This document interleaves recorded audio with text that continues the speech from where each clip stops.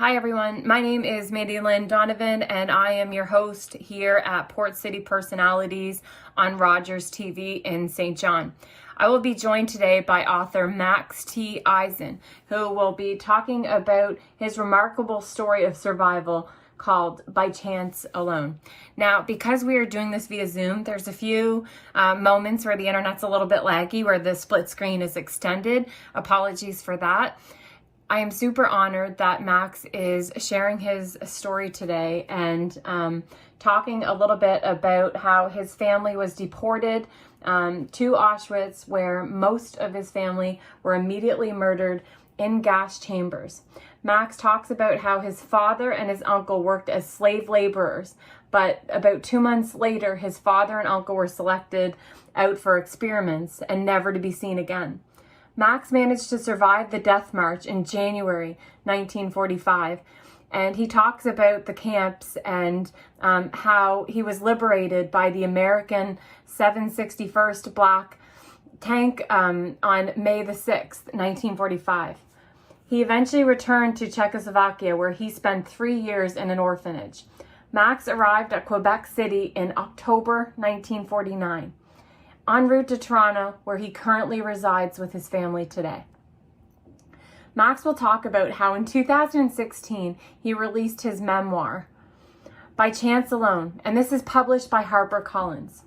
Some of his recent accomplishments will include an honorary doctorate awarded by Trent University, an honorary doctorate awarded by Western University, author of By Chance Alone, published by HarperCollins, a 2019 winner of Canada Reads One Book That Moves You, a 2016 finalist RBC Taylor Prize for Nonfiction, honorary doctorate awarded by the University of Saskatchewan, and an honorary doctorate awarded by the Law Society of Ontario in November. Max will be sharing his story and going through chronologically of the events that happened and transpired. The message that he wants folks to take away from his book is that in today, it seems that today's young people are in great need of hearing stories, and he hopes that the courage in a world of disruption will lead to rapid change. And in addition to being an author, he's been a speaker as well as an educator for over 30 years. And during this time, he's been able to speak to students and groups all across North America. And he considers this to be a huge privilege to see the impact that his story has had for the young folks. Thank you, Max.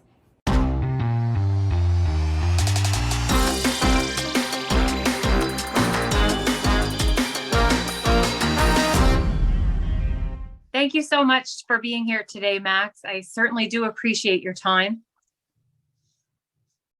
You're welcome. Max, so I want to start. I know that you have a birthday coming up soon. Oh, you have to remind me of that. Although, it's a happy occasion when you can still have a birthday coming up, Absolutely. And I guess we can start, if that's okay with you, right from the beginning. Should we start with, where were you born? I was born in a town of about 5,000 people called Moldova, not to be confused, Moldova, Slovakia, a democratic country, on March the 15th, 1929.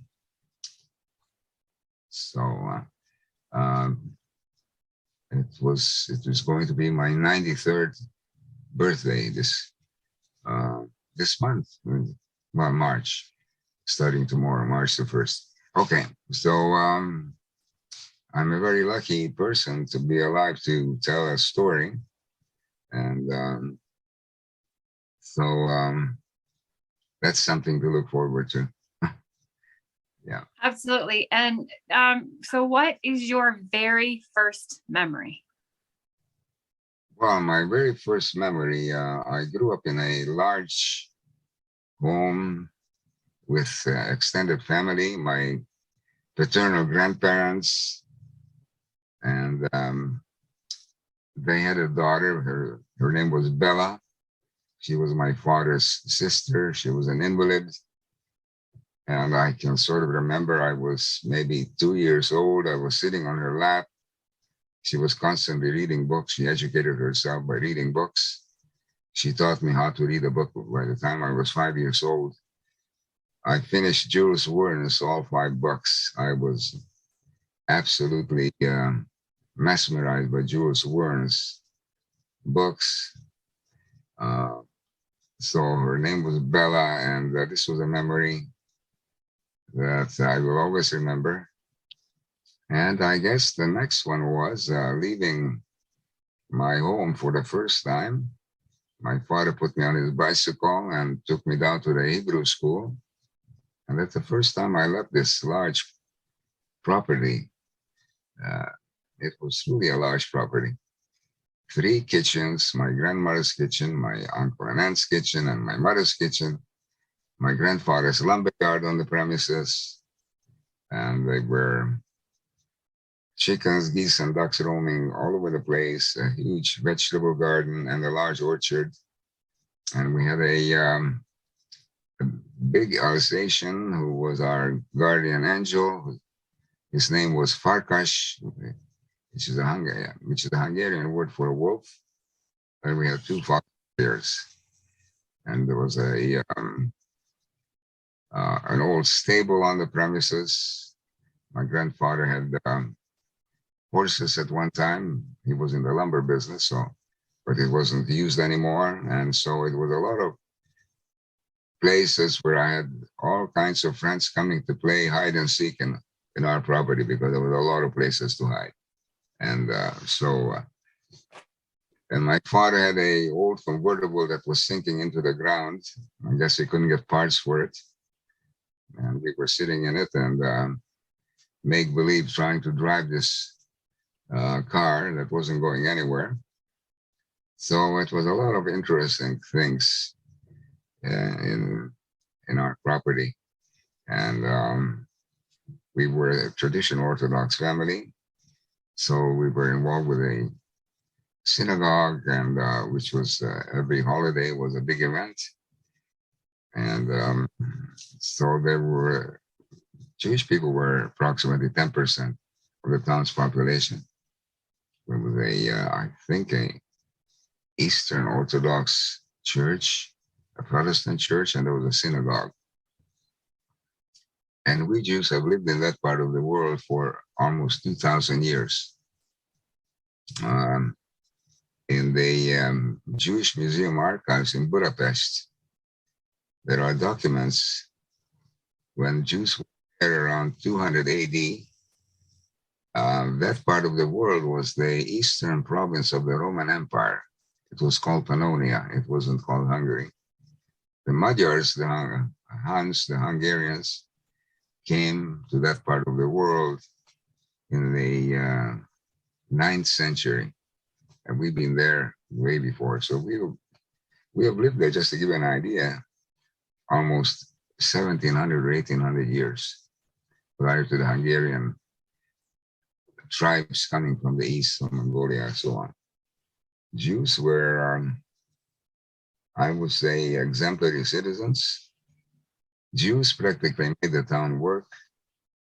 I think we had an amazing work ethic and skilled people. My grandfather was a big man. He was a man of the land. He was a horseman. He and his buddies from my town were all in the same cavalry unit in the First World War. They fought for the Austro-Hungarian Empire on the Russian front. And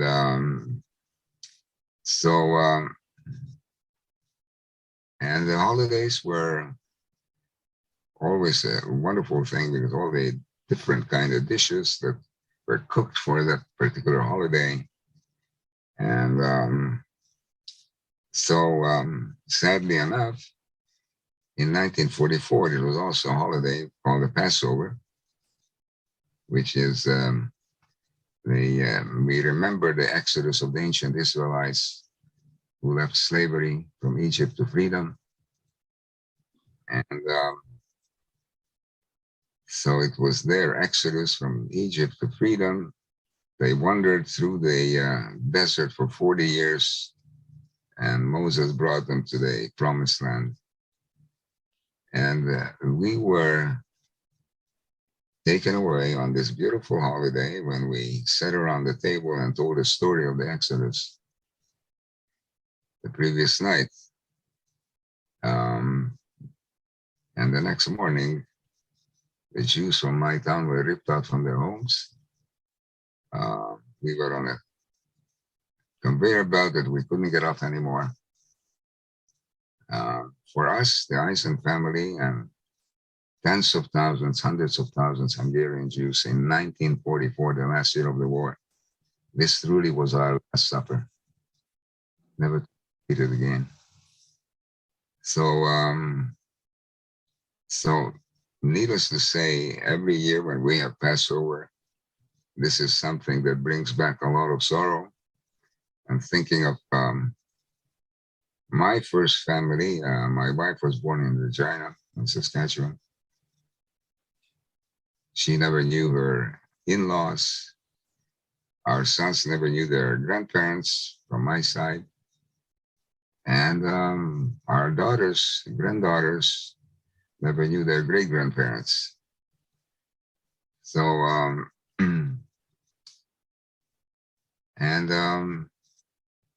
just as an aside, last year, before Passover, I had a phone call from the Simon Wiesenthal Center, which is an organization that Simon Wiesenthal was a so-called Nazi hunter.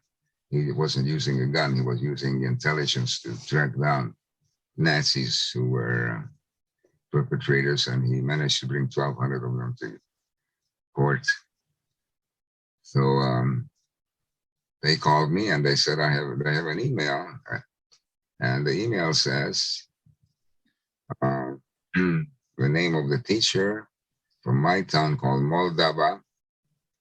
And she wants to know if they know of a gentleman whose name is Tibor Eisen, who was born here, and I would like him to speak to my students. So she sent me the email. I tell you, I was really, it brought back a lot of those terrible memories. Can you imagine this email arriving into my hands 77 years after we were taken away? I had all kinds of emotions. I can never forget that exodus of what it was like. So I had a Zoom with this teacher, and eventually I spoke to a few hundred of her students in English, of course. She's an English teacher. There are no Jewish people living there. So it was an event that all these things are happening. And I spoke to these students for about 4.5 hours. I had to tell them, I think I could remember about 75% of the Jewish families, who these people were, whose names were totally eradicated from the face of the earth. Their ashes had been blown to the four corners of the globe, including my family. So,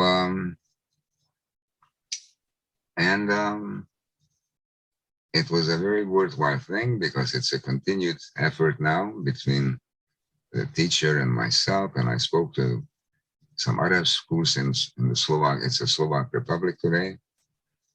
And I think it was for the good. So they're talking about these families. They're reading my book. My book is published in the Slovak Republic and the Czech Republic. So they had a start on it, and this is how she got my name out of the book and the Wiesenthal Center. So that's how she was got to Toronto. So the written word is very powerful, and you put something down, you don't know, you never know who will pick up some information, and it can lead to all kinds of amazing things. So Uh, I thought this was a wonderful thing. And in the Euro, although I don't know what I know what it's looking like. Right now, it's the crazy world. What's happening there? Europe countries schools have joined programs. It's called a Copernicus program. So then, in another town, I spoke to a bunch of Slovak students, Polish students, Italian students, and Greek students. They're all working on this Copernicus program. So I'm speaking to students from 4 different countries. That was something.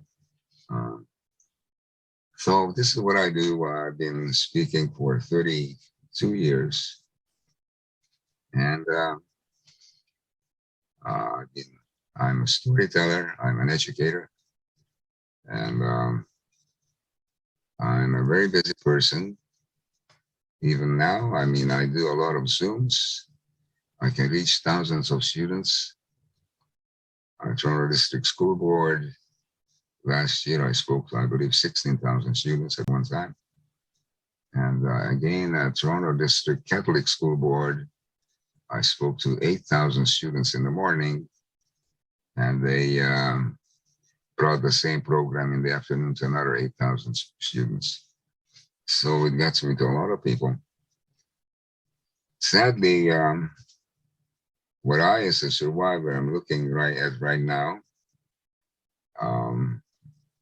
this anti-Semitism or hatred of Jewish people has just went viral in schools. Students will stand up and Sieg Heil, raise their arms and their hands in face of a teacher who happened to be Jewish.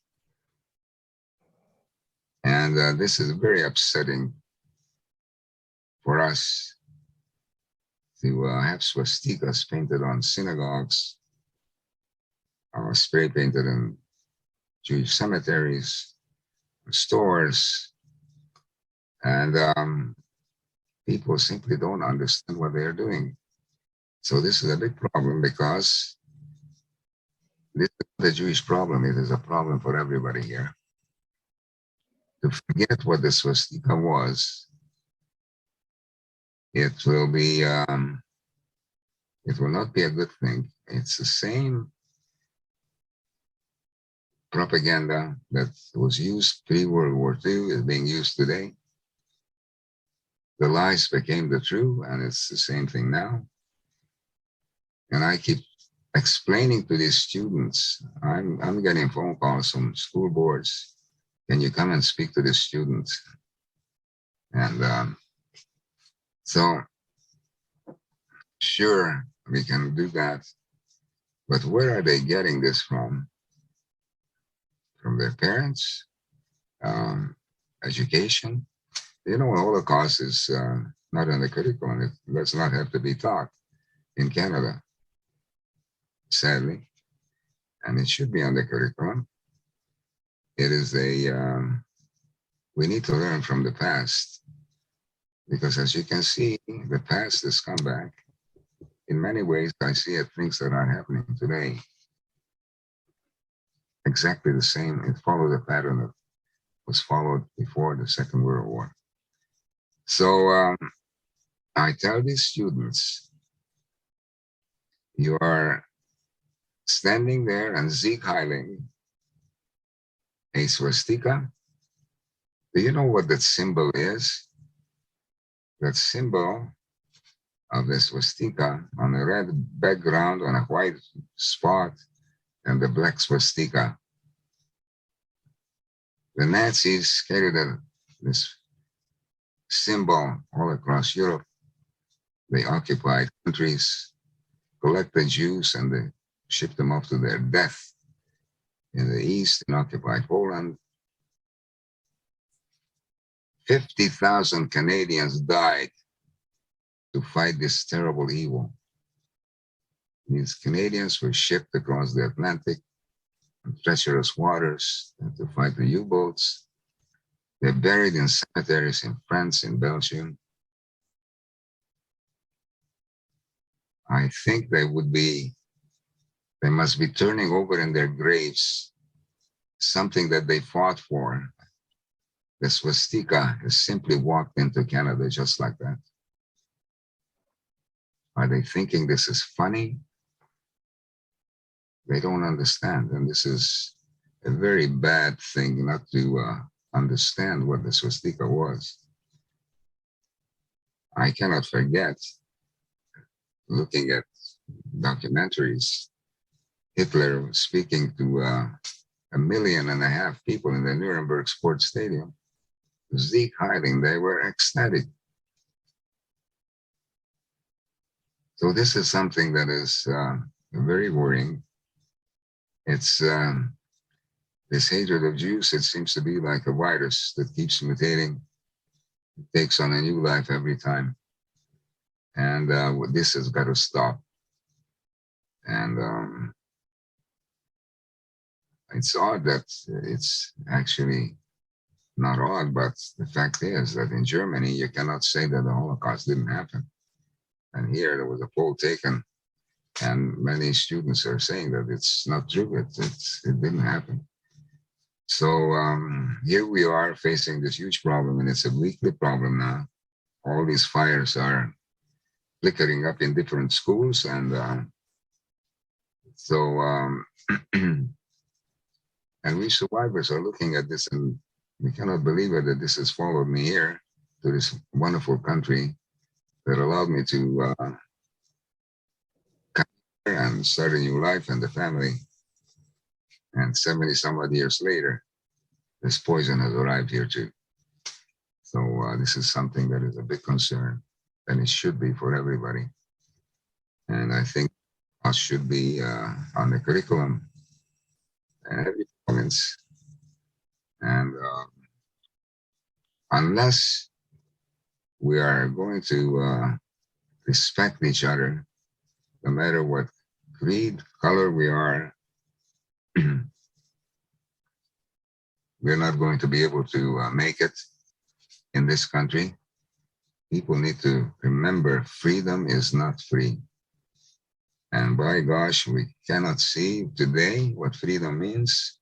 There's an example of what's happening today. When freedom is taken away by brutal force. And that's what happened during the war. So we are, those of us that can still speak out, we do. Many of my friends and colleagues have passed on to green pastures, and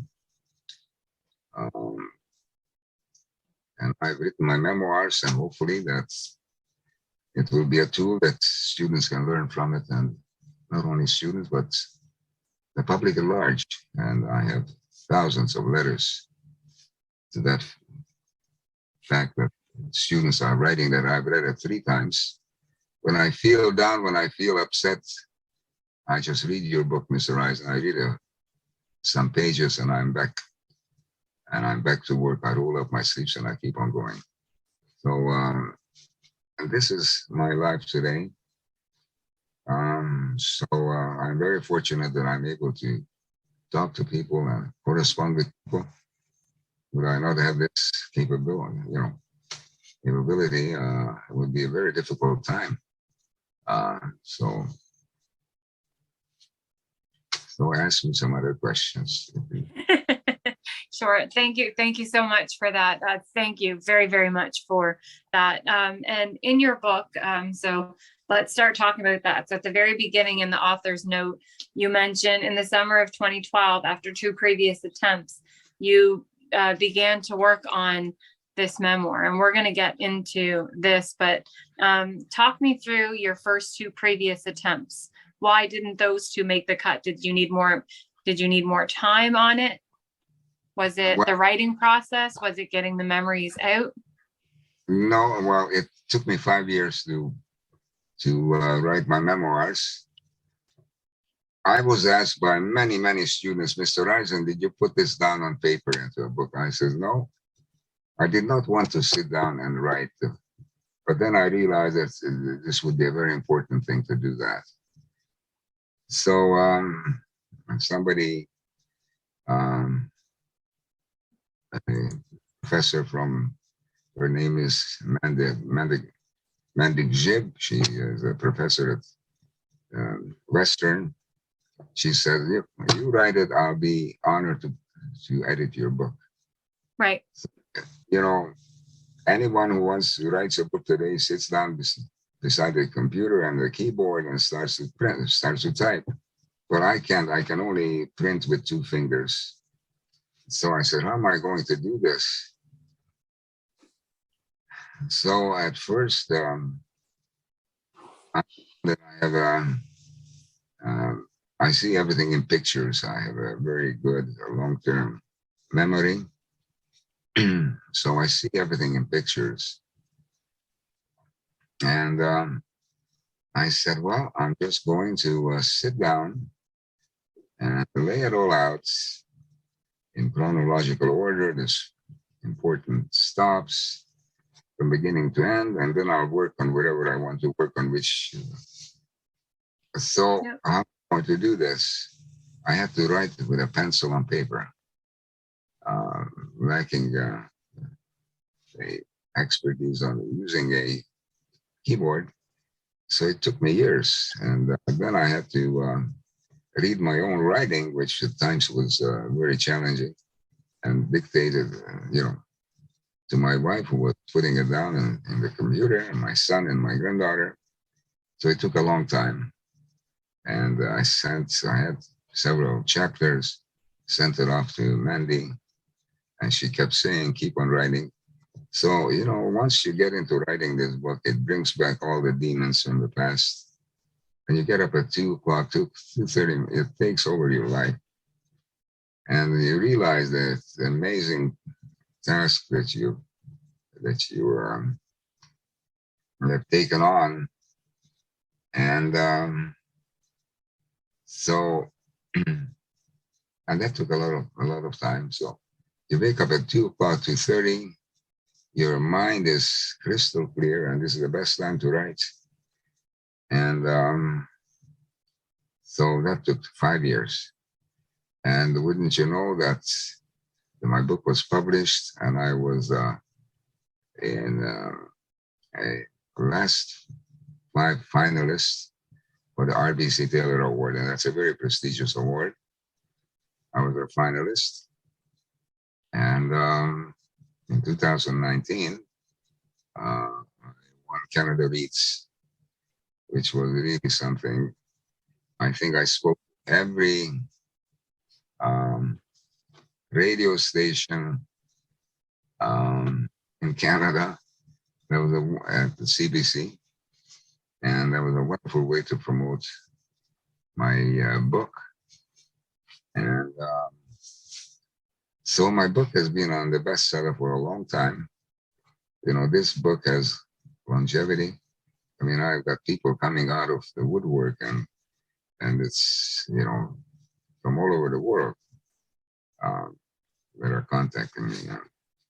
And so I think it's a very important document, and many schools are teaching it, and we're trying to get some of the larger school boards to use it as a curriculum. So we'll see. We're working on it, and hopefully this will happen too. So I hope that answers your question. No, that more than answers it. Thank you so much. And I want to talk a little bit about the book. So this is an order of the events, and I guess I wanted to start off with you talk on page 27 about summers on the farm, and I was wondering if you could give me some more detail on that. It's a lovely chapter. My maternal side of the family, they lived probably a distance of about 300 miles from us, in the middle of the Slovak. You see, Czechoslovakia was made up of several ethnic groups. In the eastern part of Slovakia, where I was born, we were all Hungarian-speaking people. that is my mother tongue. And the Slovaks, this is where my mother comes from. And then Bohemia and Moravia were the Czech-speaking people. And the most western part were the Sudeten Germans. So my grandmother's farm, I didn't know my grandfather. He passed away before I was born, I guess. But my grandmother was running this farm with two of her sons who were big, husky farmers. They had dairy cows, they had sheep, they had they made specialty cheeses, goats. And every summer, my mother took me out of my misery, out of school. I had a very difficult time in school. And she put me on a plane. And the first time I was, I guess it was in 1936, she took me home, to her home. And I remember my uncle picked us up. There was no station where there was only a post where their farm was at about 15 kilometers from this post near the railway where the train stopped. And there were my beautiful cousins who came to my grandmother's farm for the summer holidays. So young teenage boys, they were older than I was, of course, and I was, they were able to ride horses. They were able to, they knew all the tricks. And my uncles, they hoisted me up in the saddle and they took off, and one or the other, to far fields to see how work was coming along on the farm. And so it was a lot of fun. Two girls, Edith and Lily, they lived maybe about 30 kilometers from my grandmother's farm. And I was had a very good chemistry with these two girls. They were a year or two older than I. So I was a family with three boys, and girls was a different thing, and I just loved these girls. And so I went there for 3 years, and the last time was 1938. I was bundled up by my uncle, and he put me on a carriage, drove me down to this post near the railway, and I was wondering, why am I being sent home? I was 38. I was 9 years old. I didn't know that Czechoslovakia declared martial law because Nazi Germany was demanding part of my country, of Czechoslovakia. And so that was truly the last time I saw the maternal side of my family. I never saw them again. They were all deported. See, after the partition of Czechoslovakia, my country was divided into 3 sections. We were given to Hungary.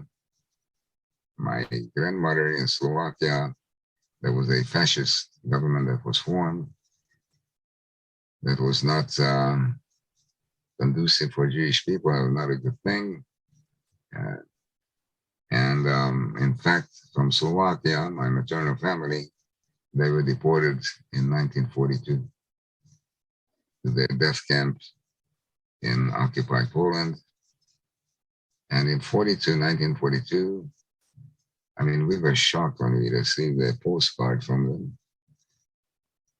And the postcard said, "We, the Friedman family, we are all here together, and we are working on farms, and we are awaiting your arrival." So, imagine you live in Czechoslovakia, now you're partitioned. So your Slovak teachers leave, the Slovak police leave, the Slovak army leaves, bureaucrats leave, and they're replaced by Hungarians. And they come from a country. They have this terrible hatred of Jews, was a built-in thing. And we had to live according to the racial laws. We became second, third, fourth class citizens under the Hungarian system. There were many of these racial laws being posted in my town, and we had to go and read it. So it started with, you must have heard these words, boycott, divestment, and sanctions, that is being bandied around in Canada today. This is straight out of the Nazis' handbook. So, and this was used on us. Every Jewish business was confiscated without any compensation. And Jews were fired from jobs in the larger cities. You know, in my town, there were 90 Jewish families. A young man from 18 to 45 had to report to labor battalions. So my father and my uncle and most of the breadwinners from my town, the young people, were all taken away to the labor battalions. Nobody cared how their family is going to do, how they're going to make out, who's going to bring home the bread. And so we were very fortunate that my grandfather was at home. He was, in many ways, he was a man who had the last word in any important decision that the family had to make. You know, Sure. this kind, you know, so you have a strong patriarch or a matriarch, you know, and my grandfather was the man. So, and I was my grandfather's, he took me under his wing, and I learned so many work skills and life skills. But my mother is truly the one that gave me a lot of skills. She was truly my guardian angel.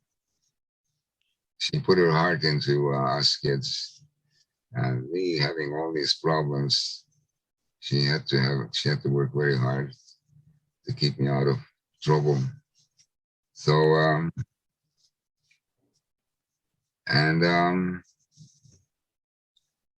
so in 1942, when a telegram arrived that my family were taken away, they disappeared, it was a shock. Jews could disappear like that. Nobody had to worry about them. They disappeared. But you know, for us in Hungary, not knowing or what was happening was a terrible thing. And we stayed in Hungary in our home. There were no guests, only in Budapest, sort of in 1944, starting in, I don't know, March, April, when a new fascist government took over, and some Jews were put into ghettos, but most of the Jews from the outlying provinces were all shipped off to their death camps. And so the story of the Jews of Europe is, you know, you lived a good life, you were a contributor, and then the Czechoslovakia was partitioned. We had 20 golden years in Czechoslovakia. From 1919 to 1939, you see the Versailles Treaty in the First World War laid it out. Czechoslovakia, Poland, and Yugoslavia were carved out from the old Austro-Hungarian monarchy. And our guarantors, who were Great Britain and France, they had to sign on that if anybody that threatens our country, they will have to come and help us. So here is 1944. So the last year of the war, and we were that close. The last Hungarian Jews in 1944 were ripped out from their homes, collected in a school, spent overnight. The next morning, the Jews from my town had their exodus from my town to the railway station. You know, this was a a conveyor belt. You couldn't get off this conveyor belt. You ripped out from your home. You carried a small bundle. That's all you were allowed to take. Imagine early morning, about 6 o'clock, our Farkas,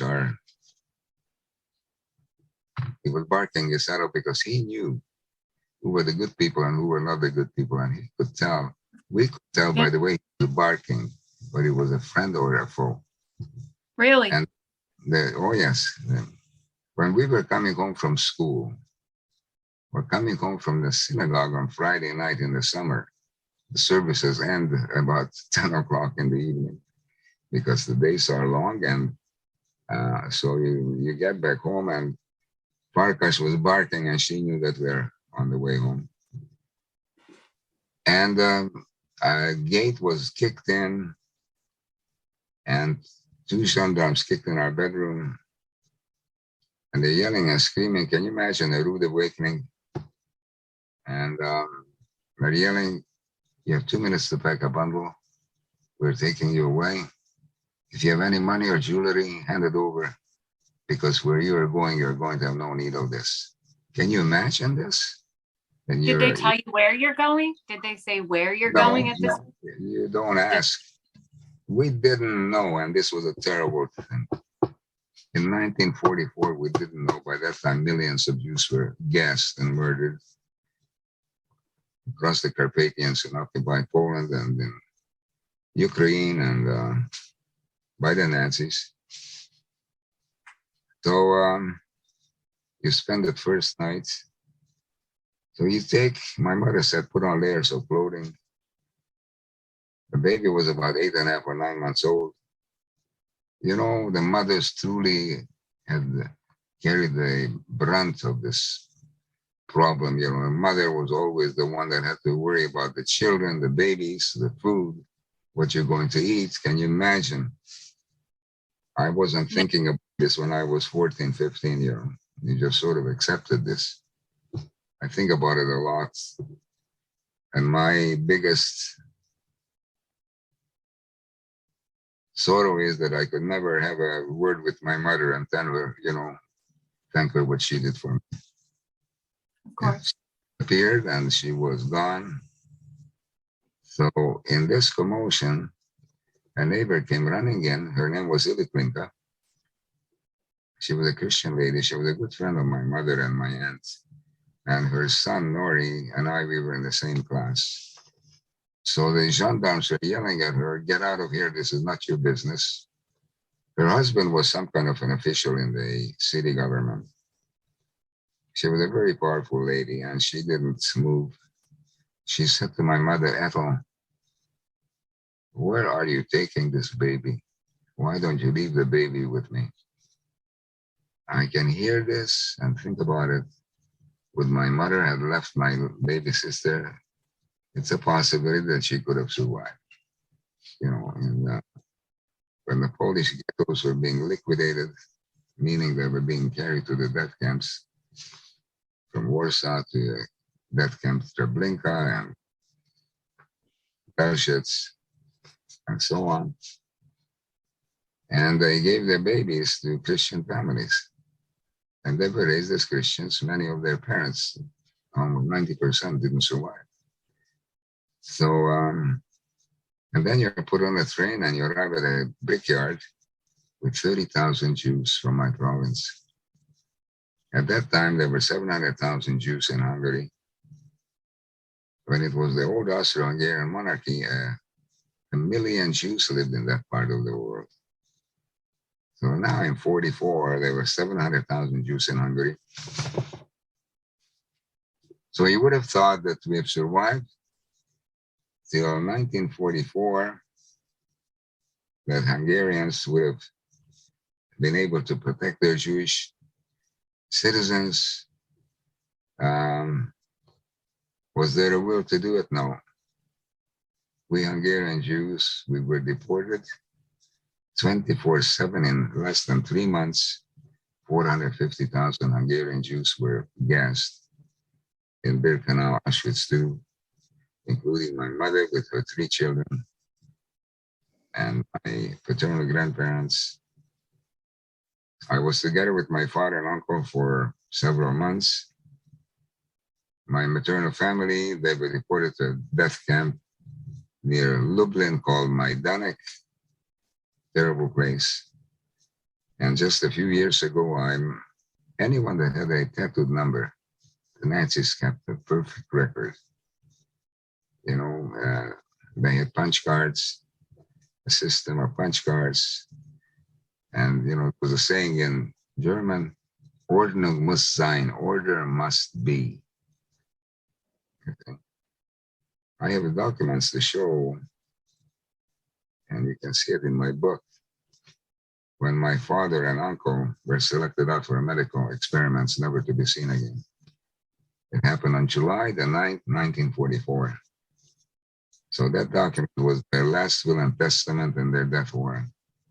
Never saw them again. So I had a chance to say goodbye to my father and uncle, only a few seconds. I was near their wire, and the guard from the tower was yelling, if I don't move, he'll shoot. My father gave me a blessing, and he told me that if I managed to survive, I must tell the world what happened here. We had no idea what was going on. You know, we didn't see a newspaper. Everything was censored. You know, the lies became the truth. And then in January 1945, all these camps in occupied Poland, people that could still walk, tens of thousands, about 30,000, were taken on a death march that lasted 13 days. Can you imagine? Almost 70% didn't make it to their final destination, which was Austria and Germany. The different camps, there were about 40,000 camps, you know, small labor camps, you know, satellite camps and so on. So you could ask a question, what was the point of these SS units to guard Jews, to bring them from the east to the west, to Austria? You know, these SS, they said our business is guarding Jews and their officer corps. They simply walked themselves home from the east to their homes in Austria and Germany. So I was in Auschwitz for 9 months, and life in the camp was relentless. It was brutal. You had to have a heart. Your heart had to become a rock. You had to have ice in front of you, in the back of you. You had to think out of the box. You know what kept me going is the orchestra. There was a men's orchestra in Auschwitz I. It was the anomaly. The Nazis loved music. And the orchestra, who were the best players, Jewish players from Europe, were put into these camps. They had to give them a concert on the weekend, 2 concerts, a Saturday and Sunday. But you know, the only thing that was normal in the camp was that music. And that music kept me going. And you had to sort of live in a different world. You could never, ever give up. Because if you did, and all these skills that my grandfather taught me, I knew that I'm going to put one foot in front of the other for as long as I can. And I need to be very resilient. So I survived Auschwitz, Birkenau overnight, Auschwitz 9 months, and then the death march. Arrived in a camp called Mauthausen, terrible camp. Milk. We were building underground tunnels in the mountains, where we were building aircraft parts. And from there, we're taking on the Danube in the river barges to Linz and walked 3 days up to the plateau and the Alps to a camp called Ebensday. Arrived there in the beginning of April 1945. And this was the last stop. And I think that I already bought it, you know, because I had typhus. They simply, about 3 or 4 weeks before Liberation Day, Nazis threw away the key, locked the gates, and they didn't give us our 300 calories. People were dying by the thousands. They were just thrown out of their bunks. They were collected, thrown out into the square. There was a terrible stench, decomposing bodies. I couldn't smell this anymore because we lived with this. And on April the 6th, somebody shuffled into the barrack, and he said that the guards are no longer in the tower.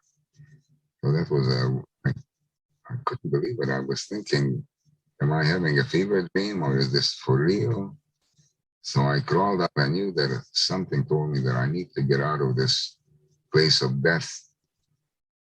And I crawled out. I had no strength, but I was out there in front of the barrack, and I saw that the tower didn't have the SS guards, the bucket helmets with the. Right. Yep. These were SS units. They were called a Totenkopf division of the SS, the deathhead units of the SS. It's what their insignia, skull and bones, frightening insignia. They were in the business of collecting and transporting Jews from all over Europe and bringing them to the East. So, a tank came through the gate. It had a white star, and we were liberated by an American tank unit. Well, the 761st Black Panther Tank Battalion. So, I was a witness. There were two SS guards that were arrested. They were 90 some odd years old. One was Oscar Gröning. There was a book about it, and the bookkeeper of Auschwitz. You see, Auschwitz was not only a simple thing. You see, the final solution of the Jewish problem, which was presented by Reinhard Heydrich, Hitler's deputy, in a place called Wannsee, in a villa outside Berlin in 1942. It said the final solution to the Jewish problem, how they're going to murder most of the Jews in continental Europe. Everything was written down to the last iota. Are they going to load them in cars, yellow cars, bring them there, take away their bundles, look for a currency that they would be hiding? The women's hair would be shaved and baled and sent to the Reich, where they make material, and there's material made from women's hair in the Auschwitz Museum today. It's like a roll of 50-inch wide roll of material made from women's hair. They would be gassed. Their body orifices would be slit open, looking for jewelry. Their gold crowns and fillings would be knocked out from their mouth and melted down into gold bricks. And Oscar Gröning was collecting this currency and the gold bricks 2 or 3 times a week in his metal suitcase and take it to Berlin to the Reichsbank. So our lawyer asked him, did you ever receive a receipt for this? No. This was the business of the SS. They were looting, they were desecrating dead bodies. And who would have done? Only in the old cultural world of Europe could you have seen something so terrible being done. It was a terrible thing. Yeah. No. And then, so thank you so much for that, Max.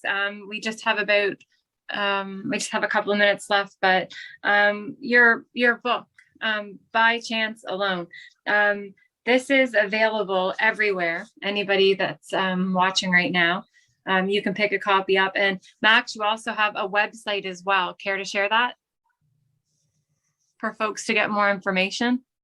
The website is bychancealone.com, or simply Google Max Eisen on YouTube. And then they'll be able to get additional information. And just one more last question for you, Max. And again, thank you so much for your time today.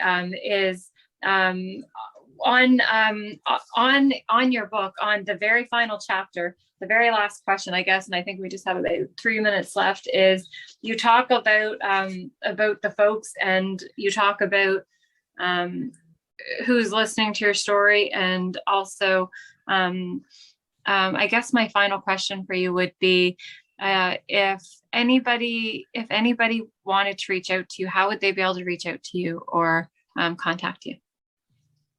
If anybody wants to reach me, To reach right. you for booking inquiries or speaking events, because I know that this is something that you do, that you're very actively involved in, and I think it's important. Well, I do a lot of Zooms. Send me an email. It's Ivy_, Eisen, EISEN, at hotmail.com. Okay. And then You can book. I mean, I have Zooms right across the country, at schools and corporate offices and governmental offices, and you name it. So I'll be happy to answer. And this is what I'm doing. I think people who want to learn, I think, should, because just look at how important it is. You know, freedom is not free. You need to guard this. We need to guard this with our very life. You know, I just want to say that a few years ago, I was in Thunder Bay. I used to go to Thunder Bay every year to the university, Lakehead University, and they used to bring in thousands of high school students. I was giving a presentation to grade 10 students, and I speak about Canada, the final few slides in my PowerPoint.